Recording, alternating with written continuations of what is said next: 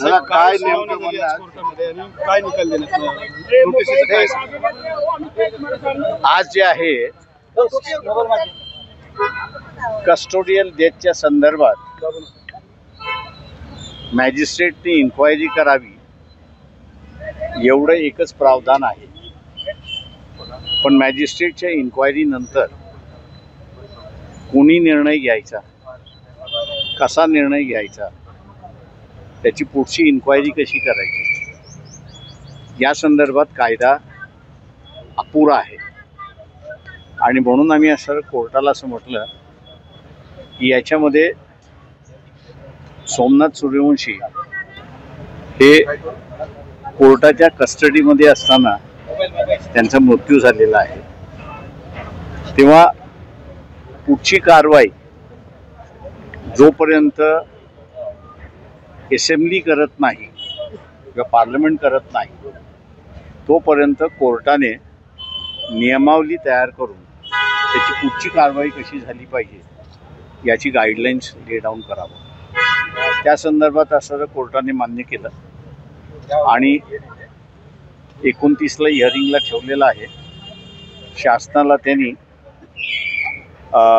Notice काढलेली आहे का तिथे आम्ही असं SITची सुद्धा मागणी करतो की SIT नेमण्यात यावी.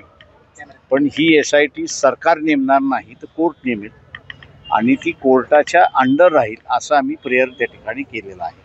आता कोर्ट ग्रांट करतं का ते बघणं महत्त्वाचं. कन्सिडर केले असं कोर्टाने म्हटलं ना की तुमची याची कन्सिडर ते आमची कन्सिडर म्हणजे ती नोटीस काढली म्हणजे त्यांनी कन्सिडर केलं हे होतंच. बदलापूर प्रकरणाशी तुम्ही संबंध जुळवण्यात सांगितलेलं नेमकं दोन्ही सिमिलर कशा आहेत ते बदलापूरमधली सुद्धा कस्टोडियल डेथ आहे.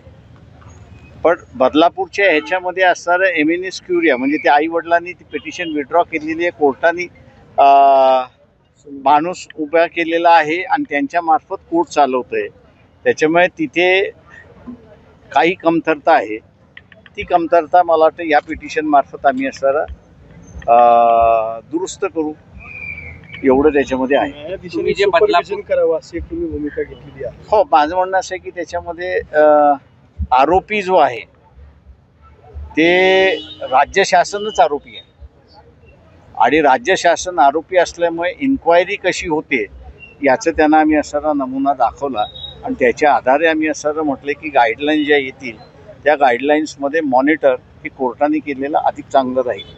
तर कोर्ट म्हटलं की आपण पुढच्या वेळेस ते कन्सिडर करू. तुम्ही प्रतिवादी कुणाकुणाला केलं यामध्ये सर?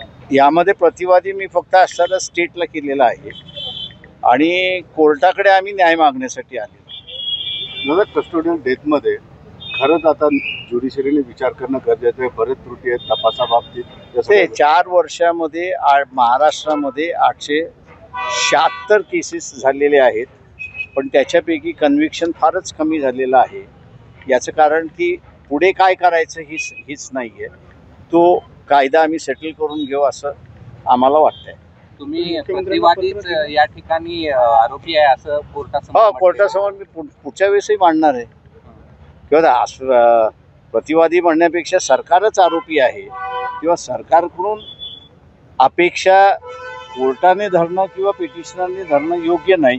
तेव्हा याला असणारं एक मस्टरी असणारं गरजेचं आहे की जे आम्ही पुढच्या वेळेस कोर्टासमोर ती मांडू. तुम्ही मुख्यमंत्र्यांना राज्य सरकारला पत्र लिहिलं त्या संदर्भात कस्टोडियल डेथ संदर्भात?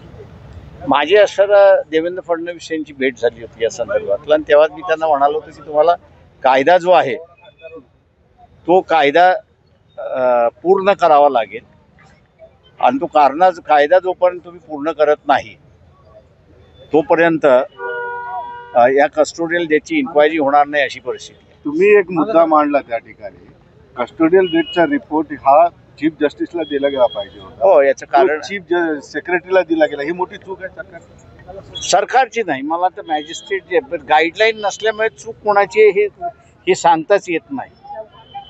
त्याच्यामुळे असणारा मॅजिस्ट्रेटने असणारा जे आहे तो रिपोर्ट जो आहे तो त्यांनी चीफ सेक्रेटरीकडे पाठवला. तो चीफ जस्टिसकडे जायला पाहिजे. तो हायकोर्टाच्या चीफ जस्टिसकडे गेला पाहिजे किंवा सुप्रीम कोर्टाच्या चीफ जस्टिसकडे गेला पाहिजे, म्हणजे त्याला डायरेक्शन येतील. मग हे डायरेक्शन तुमच्या केसमध्ये रेज ते होते. आता आमच्या रेस फायनल होईल त्याच्यावरती सगळं. या सगळ्या चालेल, thank you. सीआयडीनं मध्यंतरी या प्रकारामध्ये चौकशी केली होती. त्याला आरोपी करणार आहे मी, पुढच्या वेळेस त्याला आरोपी म्हणून आणणार आहे CID. सीआयडीला. ठीक. चलो, थँक्यू.